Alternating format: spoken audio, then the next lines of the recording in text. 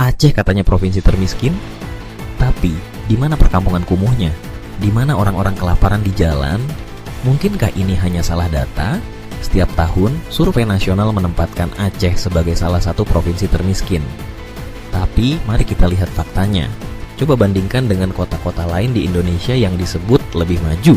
Apakah Aceh punya daerah kumuh? Apakah Aceh penuh pengemis? Faktanya tidak. Orang Aceh tidak suka mengemis. Mereka punya kebanggaan. Mereka hidup dengan caranya sendiri. Lihatlah, tingkat kriminalitas di Aceh jauh lebih rendah dibandingkan banyak daerah lain. Tidak ada geng jalanan, tidak ada kejahatan brutal. Lalu kenapa Aceh dibilang miskin? Jawabannya ada pada sistem pendataan. Masyarakat Aceh jarang melaporkan pendapatannya. Mereka hidup dari usaha sendiri. Pertanian, perniagaan, tidak semua masuk ke sistem pajak. Jadi apakah Aceh benar-benar miskin? Atau hanya salah pencatatan? Atau ada pihak yang ingin Aceh terlihat seperti provinsi termiskin? Sekarang coba pikirkan. Jika Aceh benar-benar miskin, kenapa masyarakatnya tetap damai? Kenapa tidak ada kampung kumuh? Kenapa tidak ada kriminalitas yang tinggi? Apakah ini hanya propaganda untuk membuat Aceh terus bergantung pada pusat? Tulis pendapat kalian di komentar.